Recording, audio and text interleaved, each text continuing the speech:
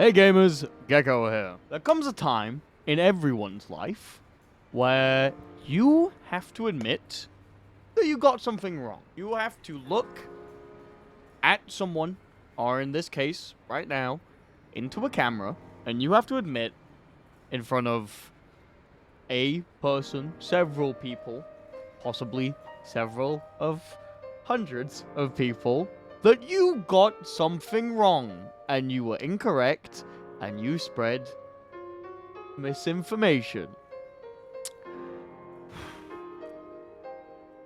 I said, in several places, that Marvel Tokon was essentially unmoddable. The game was so tightly locked down that it was basically impossible for anyone to go into the files, get what they needed to create some kind of mod, create it, and then put it back into the game without everything breaking. I was very quickly proven wrong. As of 4 hours ago, the first publicly available Marvel Tokon mod has been put on the website Game Banana, which is known for having mods on it. It's a modding site. I don't need to explain what Game Banana is to you. This first mod is Flipperman, which is a reskin for Spider-Man inside Marvel Tokon. And it works. And it is also not the only thing that has been created for Marvel Tokon. While it's not publicly available, there is video footage of Broly from Dragon Ball FighterZ fame being put over the champion, as well as several people being able to take out models and other valuable information from inside the game files. Basically, Marvel Tokon has seemingly been ripped open and is now able to be modded. It was a week. It took a week. 7 layers. 7 days. seven days. I still can't believe it. But all of the things I said before about mods not being able to be made for Tokon is bullshit. I feel like I should do a public service announcement for that. Yes, Tokon will in fact be moddable on PC. How easily is it going to be moddable? I'm not entirely sure. I haven't downloaded Flipperman or tested it out, and I've not exactly seen a lot of people going around and trying it out because the mod's 4 hours old.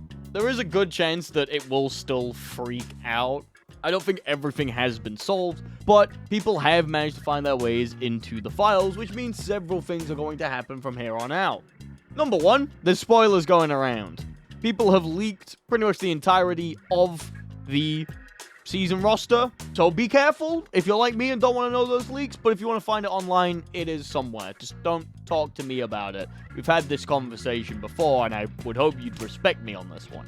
Number two, people are going to be working on more useful tools for a lot of different things. You may have noticed the dust loop for Marvel Tokon is getting filled out relatively quickly, but is notably lacking on hitbox viewers. That's because there's no way to really get a hitbox viewer into the game right now, but by doing some backwards engineering, people are hopeful that they will be able to get accurate hitboxes on actual images for people to see relatively soon.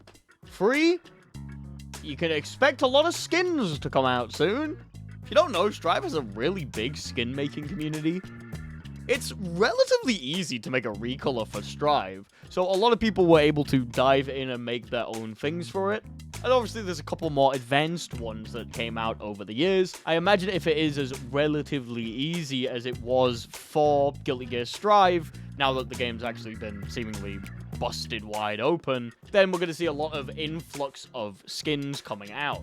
Just to be clear, these aren't official skins, they will be client-side only personal skins for you to work with. These are things that I've seen people actively talk about or actively showing off, but there's a couple things that I'm personally hopeful for in the coming future. First being content creator tools. There might be things such as green screen stages or possible free cam things coming out to help content creators like myself make better looking thumbnails or images in videos, as well as get better renders of the actual models. A potato mod as well is likely in the works. Just because people are inside the game doesn't mean they're going to have full control over literally everything. Like I said, there is, 7 layers of protection on this thing. The likelihood is being able to remove things is going to be a little bit harder than it would be in other fighting games, but we shall see. Now this, of course, leaves us with one big final question. If the game's been cracked open, and mods are going to be allowed, and people are allowed to tinker in the files, what's the point of the protections anymore? Like, if people are going to be able to go in and modify their own game to change it however they want and do whatever they want to it, what's the point of all the layers anymore? They've already been gone through. They're already getting bypassed. Pretty open secret that most of the claims that have been put on the game are the things that make it run like shit. So, why don't we just get rid of them? 2 birds with 1 stone. We admit that, hey, it didn't quite work out as long as we wanted it to. It is what it is. Get rid of it.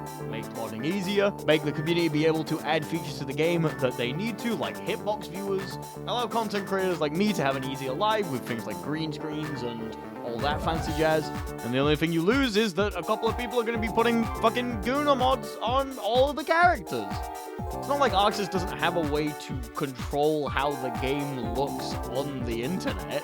Hell, most of the higher profile people who play Arxis games now are in the creator program.